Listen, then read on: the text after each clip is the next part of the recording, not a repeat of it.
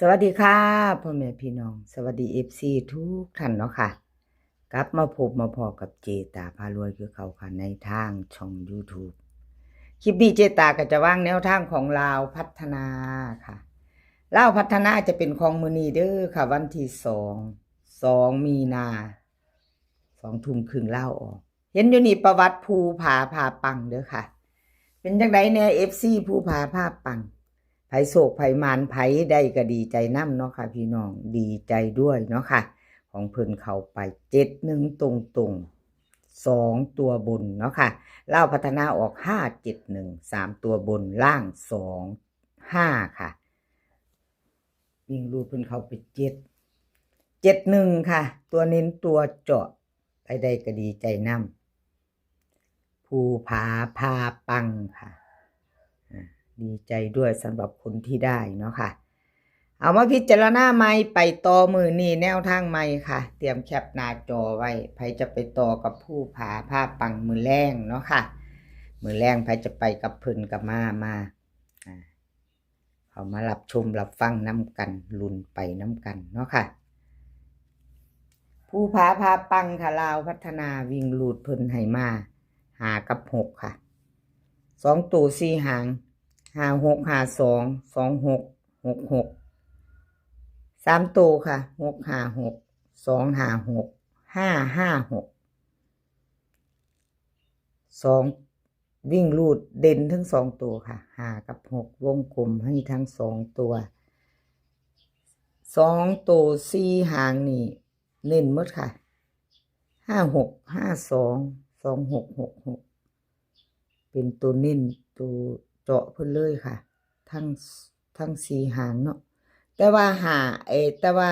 3ตัวเนาะค่ะ3ตัว3หางนี่บ่มีวงกลมเด้อค่ะเพิ่นให้มาแบบนี้เจตากะเขียนแบบนี้เนาะพี่น้องขีดตะเส้นใต้บ่มีวงกลมให้เจตากะไปตามนั้นเนาะบ่มีวงกลมให้3ตัวค่ะพี่น้องเอาใครชอบตัวใดหางใดกะ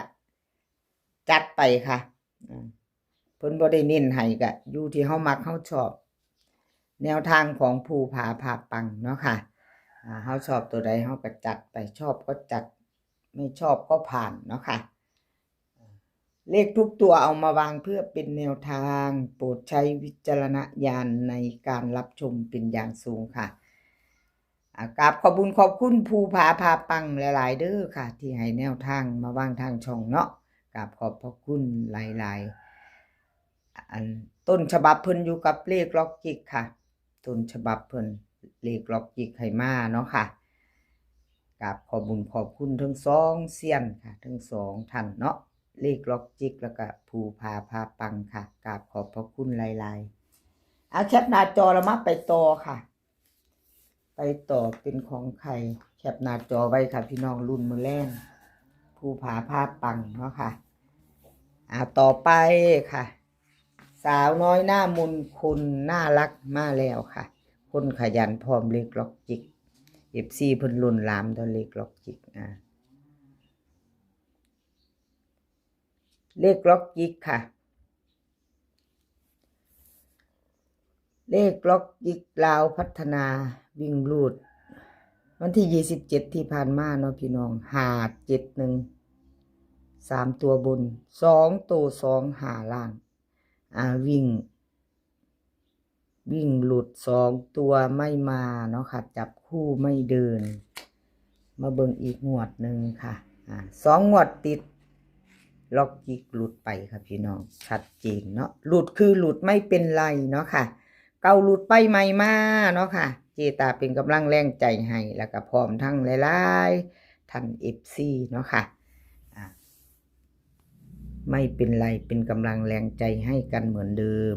เอามาไปต่อมือแรงค่ะมือแรง20:30ไปใหม่ตัวมือใหม่แล้วเดียนใหม่แล้วเนาะค่ะวิ่งรูดเลขล็อกจิกให้มาค่ะ8ตัวเดียววิ่งรูด8ตัวเดียว2ตัว4หางค่ะ89 82 80 85ค่ะ3ตัว2หาง098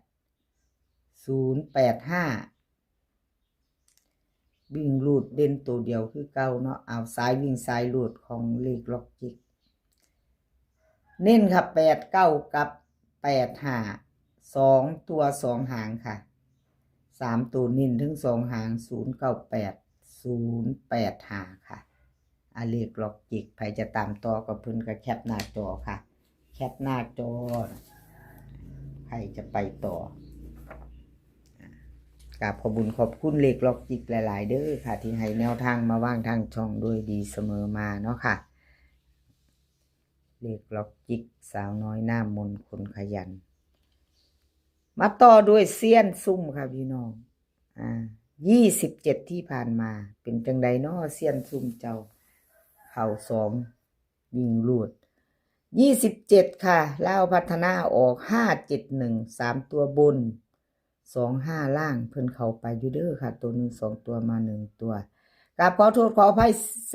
แทนเซียนซุ่มเนาะค่ะแทนเซียนซุ่มเพิ่นที่2ตัวเพิ่นจับคู่บ่เข้าบ่เดินเนาะพี่น้องเจตาเป็นกำลังแรงใจให้เด้อค่ะเซียนซุ่มบ่เป็นหยังค่ะหลุดแล้วหลุดเลย2งวดเจตาให้เบิ่งประวัติเนาะค่ะให้ FC เพิ่นได้เบิ่งได้เห็นที่ผ่านมาเป็นจังใดแน่หลายๆเซียนเนาะค่ะให้ความมั่นใจหลุดคือหลุดเข่าคือเข่าบ่มีกักค่ะช่องนี้บ่มีกัก